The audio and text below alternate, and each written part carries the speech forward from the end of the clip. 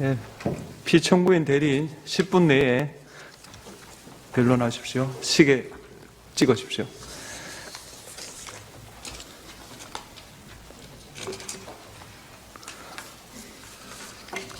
본안 변론을 하기에 앞서서 먼저 간단한 변호인의 이 사건에 대한 생각을 진술하도록 하겠습니다. 준비기일에서 본 사건이 형식적으로는 국회 소추인과 대통령의 사건이고 또 국회를 장악한 야당과 대통령 사이 대립이며 체제 변혁 세력과 체제 수호 세력의 대립하고 말씀을 한 것을 영상으로 보았습니다. 본 변호인은 거기에 붙여서 하나 더 말씀을 드리고자 합니다. 친중 반미 세력과 친미, 친서방, 친자유민주주의 세력 간의 대립이 이것의 분명한 본질임을 말씀드립니다.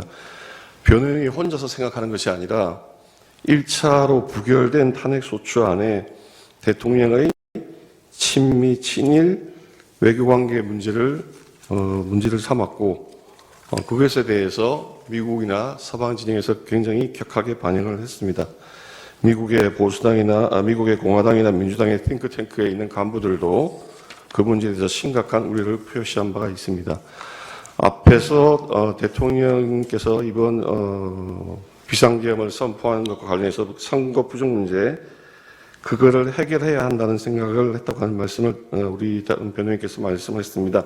부정선거라고 대통령께서 지금 단정을 하고 있는 게 아니라 수많은 문제점들이 보이는데 제도권 내에서 법원과 선거관리위원회와 수사기관 쪽에서 이걸 해결을 못하니 그것을 대통령이 해결해 줘야 되는 거 아닌가 하는 그런 어떤 책무감을 느낀 것이라고 본 변호인을 생각합니다. 이렇게 이야기할 때 언론기관에서 어떻게 보도할지는 지금 보지 않아도 알 수 있습니다. 특히 예를 들어서 작년에 국정원에서 보안점검 때 그 엄청난 사례들이 나왔음에도 불구하고 언론기관에서 취재 경쟁이 붙지 않았습니다. 그동안에 4년여 동안에 부정선거를 주장하는 많은 시민들이 어떤 것을 주장하고 있었는지 왜 그렇게 그 사람들이 생업을 내팽개치다시피 하며 매달리고 있는지 어느 메이저 언론, 레거시 언론도 보도하지 않고 시민들만이 SNS에서 그것을 문제 삼고 있었습니다. 과연 그들은 허공을 쫓은 것입니까? 이번에도 대통령께서 이것을 문제 삼지 않았다면 우리는 어느 정도 이게 침투되어 있는지도 모르는 상태에서 계속 진행이 되었을 것입니다. 작년에 국정원에서 보안점검 때 사전투표에 있어서 투표지 용지에 청인, 그러니까 무슨 선거관리위원회의 그 직인과 투표관리관의 사인이 탈취될 수 있다고 하는 그 가능성을 지적한 바가 있습니다. 사전투표지, 지금 본투표에서는 투표관리관이 도장을 찍지만 사인투표의 경우에는 중앙선거관리위원회에서 이름 도장을 새겨서 그걸 그냥 인쇄를 해버립니다. 그건 공직선거법에 분명히 반하는 것입니다. 공직선거법에는 투표관리관이 그 개인 도장을 찍으라고 법률에 명시하고 있는데 선거관리위원회는 무슨 일인지 굳이 고집을 합니다. 인쇄를 하는 걸로. 전번에 총선 전에도 한동훈 그 당시 여당 비대위원장이 그 문제를 지적을 했음에도 불구하고 강행을 했습니다. 너무나 이상하죠. 국정원에서 그렇게 하면은 탈취될 가능성이 있다. 하는데도 그걸 굳이 고집을 했습니다. 봉인지 같은 경우에도 여기 계신 우리 재판관님께서도 다 법원에 근무하신 경력이 있으시고 해서 선거관리위원장 경험을 많이 하셨을 것입니다. 우리 재판관님들께서 선거관리위원장을 하실 때에는 아마도 봉인지가 종이로 되어 있어서 한번 떼면은 다 훼손되는 그런 봉인지였을 것입니다. 지금 그렇지 않습니다. 몇 번을 뗐다 붙여도 흔적도 안 남는 비잔류성 봉인지를 사용하고 있습니다. 왜 그러겠습니까? 모든 제도의 변형이나 시대 업무의 관행이 부정을 막는 것이 아니라 부정을 용이하는 방향으로만 흐르고 있으면 이게 우연의 일치입니까? 그런 상황에 대해서 왜 언론은 보도하지 않고 음모론만 물고 시민들만이 뛰어야 됩니까? 심지어는 소송에서 얼마나 당사자들이 좌절을 하느냐. 그래, 원고가 무슨 1장기 투표지가 1200장이 나왔니? 형상기억조회가 수천 장이 나왔니? 그렇게 이야기를 하면 법원 판결의 결론을 시민들이 이해하기 쉽게 설명하면 그래, 이상한 게 있구나. 네가 범인을 구체적으로 누가 어떻게 했는지 한번 주장 입증해봐. 강제 수사권이 없는 일반인이 그걸 어떻게 입증합니까? 수사기관에 고소돼도 마찬가지입니다. 영장을 받기 어려우니까 밝혀지지가 않습니다. 이 문제는 대통령이 아니면은 아무도 접근할 수도 없고 밝힐 수도 없는 상황입니다. 부지불식간에 대한민국의 주권이 잠탈될 위험이 있다는 것을 말씀을 드립니다. 그리고 지금 절차라든지 다른 부분에 대한 본안 변론을 하기에 앞서서 저희가 준비기일에서 말씀드린 게 있습니다.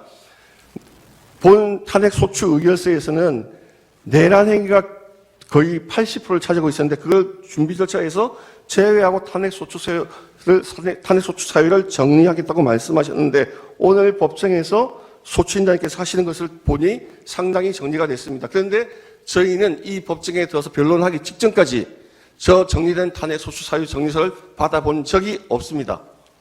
이거는 방어권의 심각한 침해이고 저희가 그래서 변론 준비 개시에 대한 이의 신청을 하면서 정리된 사유를 받아보지 못했으니 그걸 보고 변론을 할 수 있게 해주십시오. 방어권 보장을 위해서 꼭 필요합니다. 말씀을 드린 바가 있습니다. 그래서 오늘은 탄핵 소추서를 기준으로, 탄핵 소추 의결서를 기준으로 말씀을 드리고 차후에 간단하게나마 저희가 거기에 대해서 변론할 수 있는 기회를 주시기를 재판부께 간곡히 당부를 드립니다. 저는 이 탄핵 소추 사유가, 탄핵 소추 사건이 위협하다는 점을 한 번 더 지적을 하고자 합니다. 국회법 130조 93조의 그 관계에 대해서 법사위원회 심의 의결을 조사를 하지 않은 것에 대해서 우리 지금 헌법재판소가 그것은 임의 규정이고 국회의 자유권 내에 있는 것이라고 보아준다고 말씀을 한 바가 있습니다. 선례가 있습니다. 저희가 그 선례를 몰라서 말씀드린 게 아닙니다. 그 전까지는 국회에 부여된 그 자율권을 이렇게 남용하는 정당이 없었습니다. 국회를 장악한 민주당이 탄핵 소추를 22번을 남발하면서 그것도 야당 대표의 범죄 혐의를 수사하는 검사들, 방송에 관계된 방통위원장, 장관들 무차별 탄핵 소추를 하고 국가의 정상적인 운영을 방해하고 국민의 어떤 안보라든지 국민 생활이라든지 이런 걸 위한 예산을 무분별하게 삭감을 하는 이렇게 주어진 권한을 남용하는 정당은 없었습니다. 따라서 이런 지금과 같은 상태에서 또다시 우리 재판관님들께서 그것은 국회의 자율권에 부여된 것이다라고 인정을 해주신다면 앞으로 여소야대 국회가 되면 항상 선례를 따라서 주어진 탄핵 소추권을 가지고 정권 탈취를 위한 쟁취를 위한 수단으로 남발할 것이고 정치는 불안정하게 되며 경제 불안정으로 이어지고 국민 생활은 나락으로 가며 그 다음에 행선지는 국민들이 흔히 말하는 남미 같은 그런 이상한 나라로 전락하게 될 것입니다. 제가 이 사태를 보면서 옛날에 읽은 책이 생각납니다. 히틀러 시대의 그 선전가들이 법률가들을 조롱을 했습니다. 법률가는 정치가 만든 현실을 미화하는 도구에 불과하다. 그 글을 읽으면서 굉장히 비참한 감정을 느꼈습니다. 이제 헌법재판소인 우리 재판관님들께서 헌법이 살아있다고 하는 것을 보여주셔야 되고 87년 체제 헌법은 제왕적 대통령제가 아니라 국회 절대 우위의 헌법입니다. 이제 그동안에 우리 김대중 대통령이나 김영삼 대통령 그런 분들이 계셨을 때에는 자제를 했습니다. 주어진 권한이지만 자제를 했어요. 탄핵 사건이라고 하는 것이 한 국회 4년 임기 동안에 한두 번도 잘 안 생겼습니다. 이번 국회에 들어서 22건, 그 대통령 탄핵하고 난 다음에 또 7건 돼서 29건, 이건 정상적인 상황이 아닙니다. 이제 우리 재판관님들께서 이 규정의 해석을 바꿀 때가 됐습니다. 법사위에서 충분히 조사를 하고 그 국회의원들의 토론과 조사를 거쳐서 표결을 거쳐서 오고 해야지 그러지 않냐고 지금과 같이 무조건 탄핵 소추하고 소송 기록을 수사사건 기록을 가져와서 그것을 이 재판에 원용해서 쓰는 것은 국정문란을 초래하는 것이고 헌정을 문란케 하는 것입니다. 재판관님들께서 이제 그 해석을 바꾸셔서 헌정이 제대로 운영될 수 있게 해주시기 바랍니다. 그리고 지금 시간이 없어서 지난번에 시간이 굉장히 짧기 때문에 지금 오늘 말씀한 것 중에 몇 가지만 말씀을 드리겠습니다. 지금 대통령이 반성의 기미가 없다 뭐 이런 말씀하시는데 공소처는 수사권이 없습니다. 직권남용죄에 대해서는 재임 중인 대통령에서 행사 소추할 수가 없고 수사할 수가 없고 내란죄는 수사권이 없습니다. 대통령이 수사에 응하지 않겠다는 것이 아니라 불법적인 수사기관의 수사에 응하는 것은 법 질서의 책임을 지고 있는 대통령이 할 행위가 아닙니다. 경찰이 수사하는 경우에는 언제든지 응하겠다고 말씀을 한 바가 있습니다. 그럼에도 불구하고 불법적인 수사에 기해서 더군다나 그 경비단장의 직인을 위조에 감염해서까지 대통령을 체포한 것이 마무리해 어떻게 당할 수 주십시오. 있겠습니까? 마무리해 주십시오.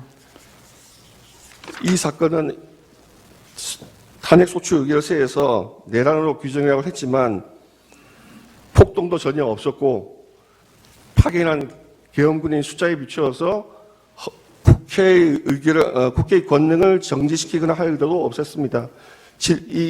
그리고 국가 비상사태에 준하는 상황이라는 것에 대해서 지금 우리 소추인단께서는 항상 전시 사변만 생각하시는데 러시아와 우크라이나 전쟁을 보십시오. 이미 그 전쟁은 2014년에 크리미아를 반도를 점령했을 때부터 그 민족 간의 어떤 갈등을 이용해서 예, 신문 발언을 제한하겠습니다. 앉으십시오. 다음 순서 진행하겠습니다.